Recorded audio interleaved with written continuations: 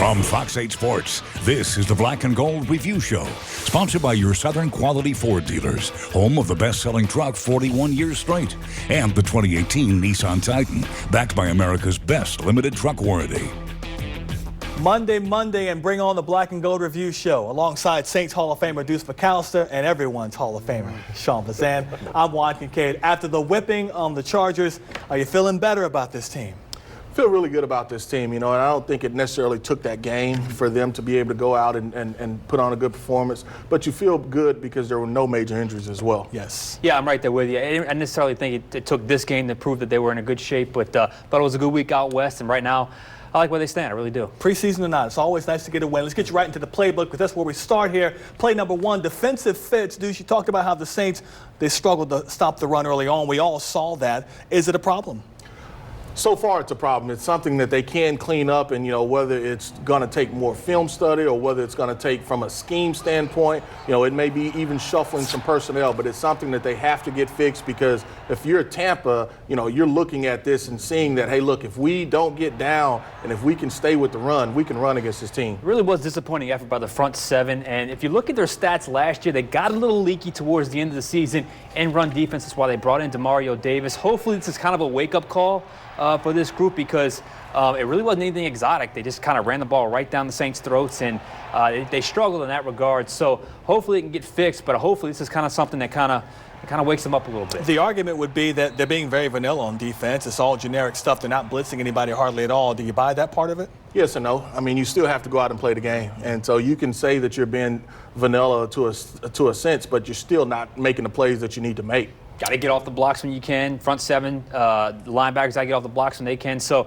yeah, I'm right there with you, Deuce. I think it's yes and no in that regard. All right, back into the playbook for play number two. Sluggish offense, back-to-back 3-and-outs to start the game. Breeze said it's all about the rush, Sean. Well, yeah, they were a little sluggish, and I thought Drew kind of got a little excited on that throw to Ted Ginn Jr. early in the game, got picked off. I think that was Drew just kind of getting a little excited. Look, they kind of settled into the flow of the game once Taysom Hill had that fake punt. I know we'll talk about that a little bit later. But I think they'll eventually – this happens with this offense. We've seen this before, where sometimes it takes them a drive or two to get into rhythm. In the preseason, you don't get as many drives. So I'm not as worried about the offense. I'm not worried about the offense, particularly when you talk about the pass game, and particularly when they want to go after a player or two and design some plays. If you look at Sean Payton and his history of being, one of the best play callers, particularly when you talk about first 15, first 18 plays, if they can't find rhythm after putting together a game plan in a week, with him doing a true first 15, first 18, then yes, you have a problem. So no worry from this offense. Do both of you guys think the joint practices work enough for Breeze? Played one preseason game last year, plays one again this year? I was in the post-game press conference. I kind of felt like Breeze wanted to play a little bit more. He got about 15 to 20 snaps. I think that's more the competitor in him.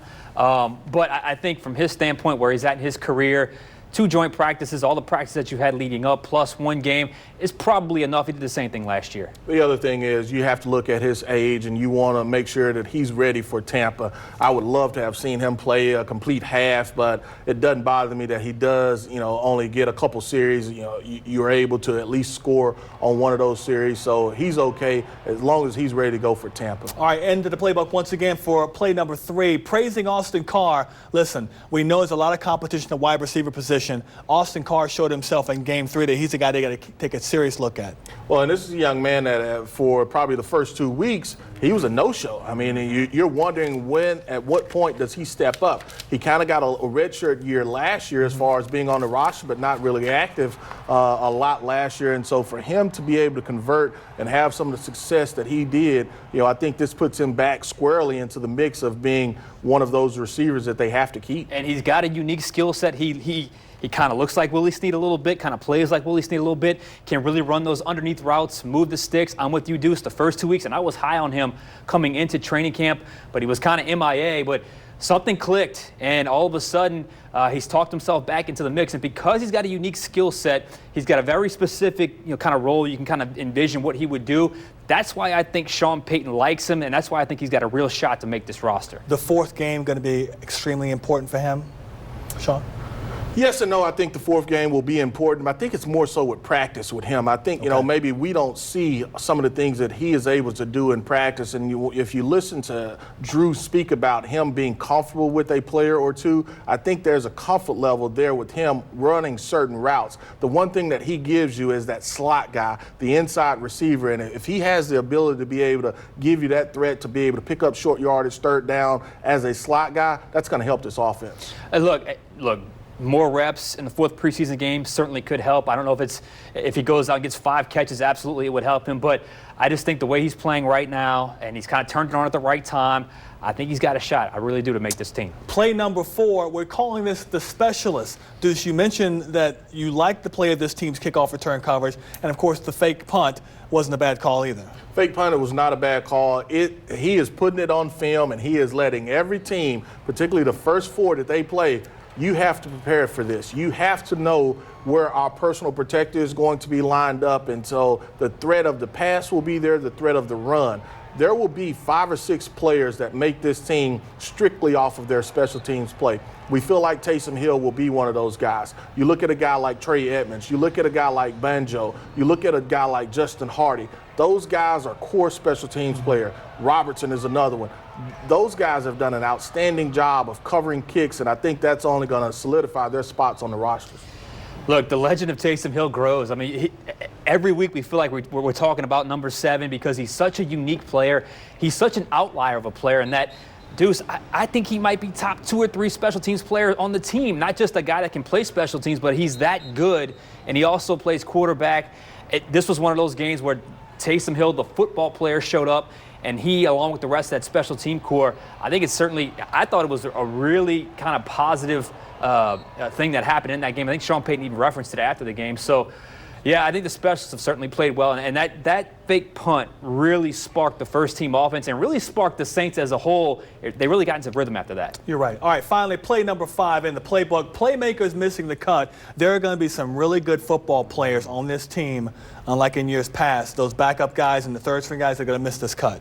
I definitely agree. When you talk about just guys that have true talent and made this team last year and were productive, they're going to get left out just because of some of the young players that they have to keep just because those guys are doing so well. So, and it's not like those other players that made this team last year won't get picked up. I think there will be at least 5 or 6 guys that played last year for this team that will get picked up by another team once the final cuts are released. And look, and I think Sean Payton knows that. He knows he's going to say goodbye to a few players that's going to play another team that could potentially play them later on in the season. You just hope another Rob Ninkovich situation doesn't happen where a player you have in the building goes on and flourishes and has a great career. But, yeah, I think it's going to be some tough cuts. And this is a team that's probably got about 65 players that can probably play in the NFL, and they got to get down to 53. So that's 12 guys, and it's just kind of a number I threw out there. But the point being, there's guys that can play in the league that can play on the Saints that they just don't have room for. It's a very good problem for this team to have this year. All right, coming up, Sean's going to break down the film to show you the positives and negatives of Marcus Davenport's preseason debut. And we'll get into the mailbag, including a flurry of questions about the linebacking core. Stay with us. We're just getting started.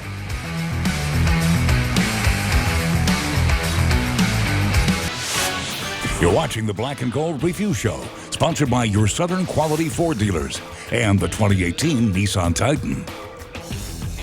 All right, welcome back in. We're going to go from the playbook to film study, and that's where Sean comes into play. Indeed. When your first-round pick makes his preseason debut, you know he'll be the subject of this week's film study. Defensive end Marcus Davenport played 14 defensive snaps Saturday against the Chargers. It's a small sample, but it did show why the Saints like him, but also what he needs to work on.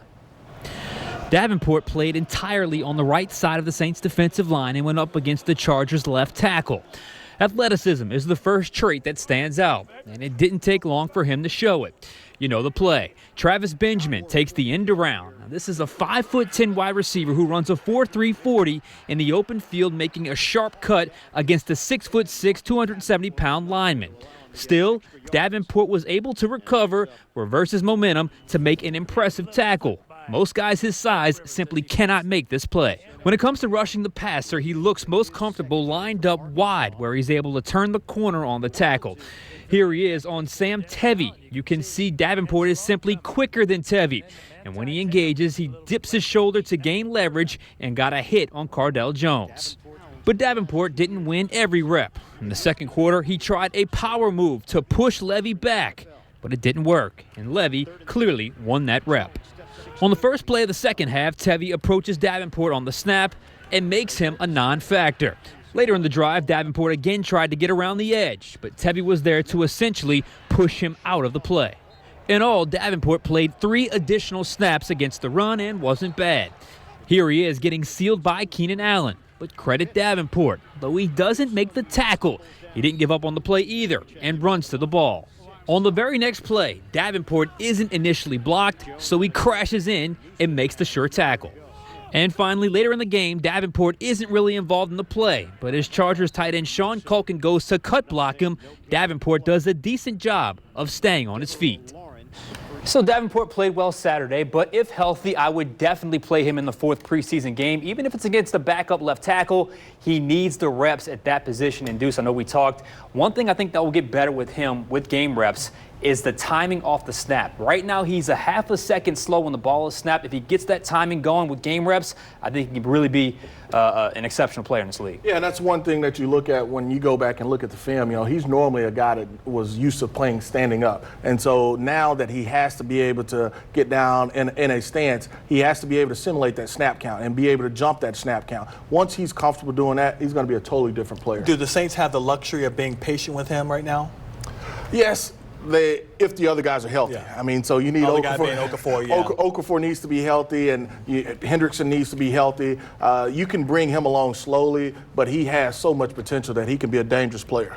Patient, but not too patient. We don't want to see him waiting till week 9, week 10 before he's having an impact. Pick, get him on the field. 2 first-round picks, he's got to get on the field. Right now, I think you could put him on as a situational pass rusher, and I think he'd do fine. All right, let's get you right to the questions, and there are a bunch of them tonight submitted using the Final Play app and the Final Word feature. Our first question tonight comes from Gabriel in Morgan City. He wants to know, what's the ceiling for Marshawn Lattimore? I think Marshawn Lattimore could be an all-pro player. I think that he has that type of capability. For him, it's to challenge himself each week. And so if quarterbacks aren't going to throw to you, you just can't become completely bored because you're not involved. I think for him, he's got to continue to challenge himself.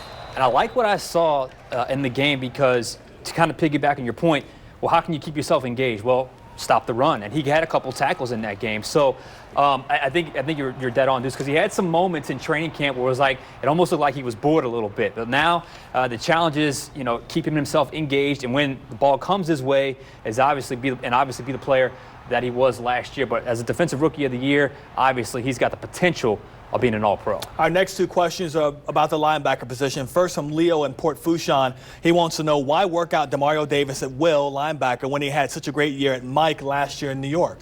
I am right there with you, Leo. Look, I'm watching the game, and we've seen him in practice. I think Demario Davis right now is a Mike linebacker. I think that's why you brought him in, to help stop the run. You saw what happened against the run this week in the first couple of drives, first couple series. They had Manti Te'o at the Mike, him at the will, and obviously A.J. Klein at the Sam. But I actually agree with this point. I happen to think Demario Davis is more of a middle linebacker. I think it's about trying to get your best 11 on and seeing how that fits as far as him being able to play the wheel. He has the great ability to be able to cover the receiver and or tight end in coverage.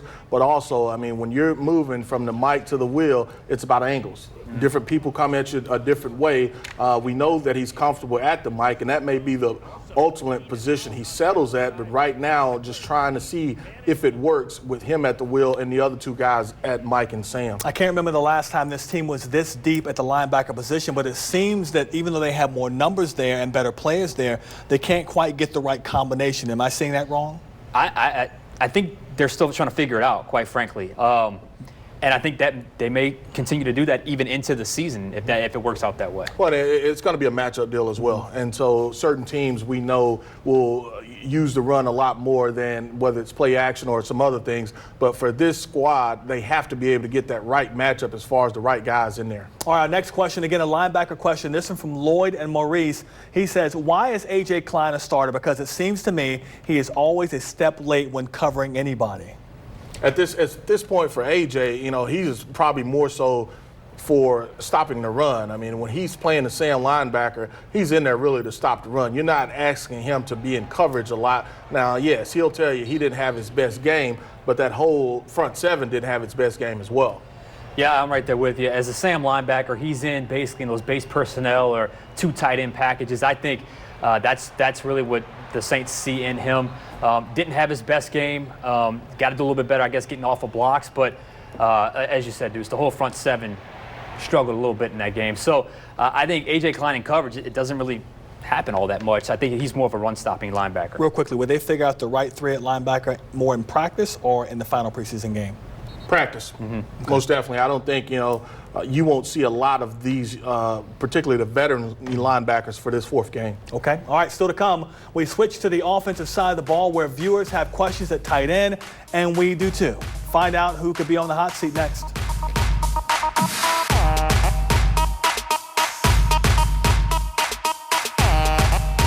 Black and Gold Review, sponsored by the 2018 Nissan Titan, backed by America's best limited truck warranty. You're watching the Black and Gold Review Show, sponsored by your Southern Quality Ford dealers and the 2018 Nissan Titan. All right, welcome back in. I want to get you right back to the questions, and this one comes from Sean and Cutoff. He asks, how many running backs will make the final 53-man roster? I think they go with 3 running backs and 2 fullbacks, and that being Zach Lyon and Trey Edmonds really for special teams. I don't think they keep a 4th back unless one comes available. And so, my top 3 backs will be Alvin Kamara, Boston Scott, and really probably Jonathan Williams. I actually agree with that because, and I wasn't originally going to put Edmonds, but then I saw him on kickoff return and kickoff coverage. So he's clearly a guy they like in special teams. If you look at that Brandon Tate return last week, he had the key block on that return. So, yeah, and then when Ingram comes back, you'll have to readjust that room a little bit. All right, let's get to the next question. This one from 2G in Gulfport. He wants to know, I am still very concerned about tight end situation. Who do you see breaking out not as a star, but as an effective tight end? It's been a hidden area in training camp right now. Not much. Look, I think this is actually a legitimate concern. I think it's been a concern for the entirety of training camp. You have Josh Hill. You kind of know who he is as a player. Ben Watson is who he is as a player. Who-man being out kind of hurts things. Garrett Griffin is a guy that's more of a blocker. Dan Arnold is a guy that started strong, but I think he's looks more like a practice squad guy. Wouldn't shock me at all if at some point a veteran they find on the waiver wire or someone gets cut from another team ends up on this roster before week 1. Sean, I agree 100% with you there. There has to be concern, particularly with Who-Man and his availability of what they can do from an offensive standpoint. He gives them so much versatility, being a true Y, but also being a guy that can line up at fullback and just gives you a lot of fits as far as personnel. They have to be concerned because you question whether he can make it over 16, but then, the wear and tear for Ben Watson over 16 as well. On an older body, absolutely. All right, what do you guys think will happen with J.T. Barrett? This question coming in from Octavia Henry over in Broadview. J.T. Barrett, a lot of talk in the public about him, not seeing him at all. What do you think? He had such a decorated college career, so it's only natural. I think he's a practice squad guy. He hasn't gotten a whole lot of reps in practice.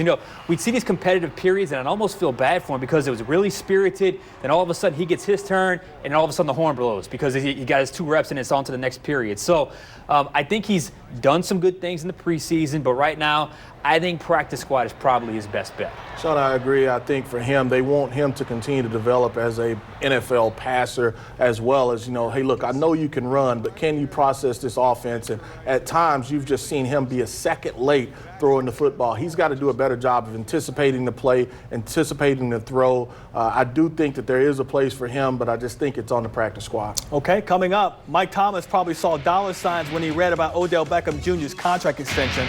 We'll evaluate the wide receiver market and the impact it will have on the Saints 1 year from now. Stay with us. Black and Gold Review, sponsored by the 2018 Nissan Titan, backed by America's best limited truck warranty. You're watching the Black and Gold Review Show, sponsored by your Southern Quality Ford dealers and the 2018 Nissan Titan. One thing we noticed in Saturday's game, Sean Payton's decision to go for two, as in two-point conversions. He never sent out the extra point team. Situational football is our focus right now. Will we see more of this in the regular season, Deuce? Yes and no. I think Sean wanted to work on a few plays if he comes to a situation, maybe it's a third down or a play that they really need. It works on film. This is something that we can do. It may be a different formation and they can still use that type of play. So I think that he wanted to get it on tape to be able to see it works. Sure, some teams paid attention. Earlier today, Giants receiver Odell Beckham Jr. reportedly agreed to a contract extension that will make him the highest paid receiver in the game. 5 years, $95 million, 65 of that million guaranteed. It sets the bar for future receivers like the Saints' Michael Thomas, who's on par production-wise with Beckham over his first 2 seasons. Thomas has more receptions than Beckham Jr., but less yards and less touchdowns. But still, based on what he's done, Sean, in his first 2 years, he's going to get paid after year 3. No doubt about it. And at the end of this season, that's when the Saints can do the extension, and that's the earliest they can do it. The day the season ends, if I'm the Saints, I have a contract ready for him to sign, because if you let it go a whole nother cycle, that could balloon up to 18, 19, 20 million a season. And you got a lot of guys you got to pay coming up here in a few years. So the second you can extend Michael Thomas, the Saints need to get ahead of it and do it. They could franchise him, but you don't want to do that. Get that guy signed long term. All right, we're going to get final answers to the preseason puzzle this Thursday when the Rams come to town for a 7 p.m. kickoff. Pre-game coverage with another Saints Hall of Famer, Pat Swilling, gets started at 6:30 right here on Fox 8. The Final Word feature on the Final Play app is still the best way to get in touch with us and ask a question. We'll answer as many of those questions like on this show throughout the evening of our coverage of the Saints game on Thursday. Until then, for Deuce and Sean and everyone here at Fox 8, I'm Juan Kincaid. Thanks for watching our next newscast early in the morning, 4:30 a.m. Have a great night. From Fox 8 Sports, this has been the Black and Gold Review Show, sponsored by your Southern Quality Ford.